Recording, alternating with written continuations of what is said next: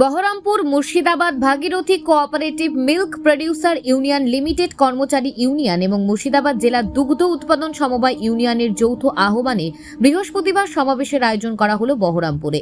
এই দিনের এই সমাবেশে উপস্থিত ছিলেন রাজ্য তৃণমূল শ্রমিক সংগঠনের সভাপতি ঋতব্রত বন্দ্যোপাধ্যায়, রেজিনগরের বিধায়ক রবিউল আলম চৌধুরী, নওদা ব্লক তৃণমূল কংগ্রেস সভাপতি সফিউজ্জামান শেখ, তৃণমূল নেতা পার্থপ্রতিম সরকার সহ অসংখ্য তৃণমূল কংগ্রেসের এই সংগঠনের নেতা ও কর্মীরা। সংবাদ মাধ্যমের মুখোমুখি হয়ে ঋতব্রত বন্দ্যোপাধ্যায় কি জানালেন আসুন শুনে নেওয়া যাক চেতনা নিউজের পর্দায়। আসলে ধরুন 2023-24 অর্থবর্ষে আমি কর্মচারীদের সঙ্গে বসেছি, আমরা রেজিস্ট্রেশনের জন্য অ্যাপ্লিকেশন দিয়েছি। 12 কোটি টাকার দুধ ওয়েস্টেজ হলো, এটা মেনে নেওয়া যায় না। এটা মমতা বন্দ্যোপাধ্যায়কে হেয় করার চক্রান্ত। আমি এখনও দায়িত্ব নিয়ে বলছি, আমি তো মুর্শিদাবাদ জেলায় থাকি না, কিন্তু ভাগীরথীর ঘিয়ের ডিমান্ড গোটা বাংলা জুড়ে রয়েছে, অথচ ভাগীরথীর ঘি গোটা মুর্শিদাবাদ জেলাকেই দেয়া যাচ্ছে না।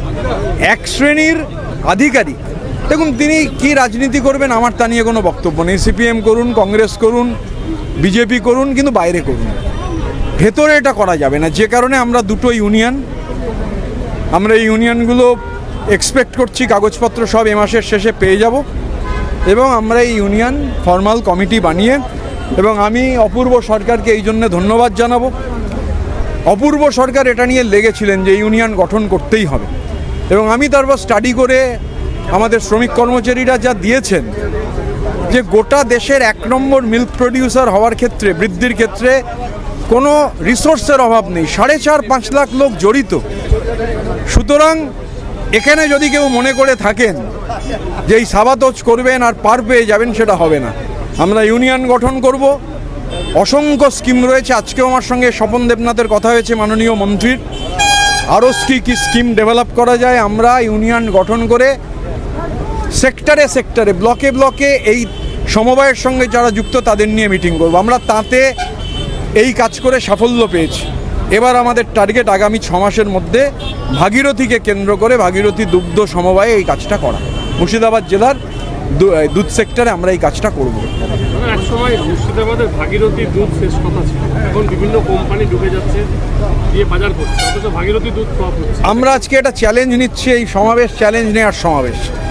ডেভিড সহ, রবিউল্লাহ সহ, নিয়ামত শেখ আছেন, মোহাম্মদ আলী আছেন, নাড়ুগোপাল মুখার্জি আছেন, আমাদের রাজ্যের সবথেকে বড় ইউনিয়ন সারা বাংলা তৃণমূল নির্মাণ কর্মী ইউনিয়নের সভাপতি পার্থপ্রতিম সরকার আছেন, সুবোধদা আছেন আমাদের আইএনটিটিউসির সভাপতি। আমরা এটা একটা টিম এফোর্ট হিসেবে ভাগীরথীর রিভাইভাল এবং ভাগীরথী যাতে 1 নম্বর হতে পারে সমস্ত স্কোপ রয়েছে। কিছু লোক ষড়যন্ত্র করে গোটাটাকে সাবাটোজ করার চেষ্টা করছে, সেটা আমরা হতে দেবো না।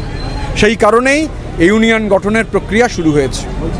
গত কয়েক বছর থেকে কংগ্রেস অভিযোগ তুলছে যে পরিচালন সমিতি নির্বাচন না করে তৃণমূল সরকার এটাকে রুগ্ন করে দিতে চাইছে, দুধ ফেলে দিচ্ছে, এটা কংগ্রেস অভিযোগ তুলছে। আর একই ভাষায় আপনাদের মধ্যে আসলে কংগ্রেস পশ্চিমবঙ্গে আছে টেলিভিশন চ্যানেলে সন্ধ্যেবেলা পাউডার লাগিয়ে 8টা থেকে 9টা বা 7টা থেকে 8টা টিভি শোয়ে বসার জন্য আর বাইট দেওয়ার জন্য।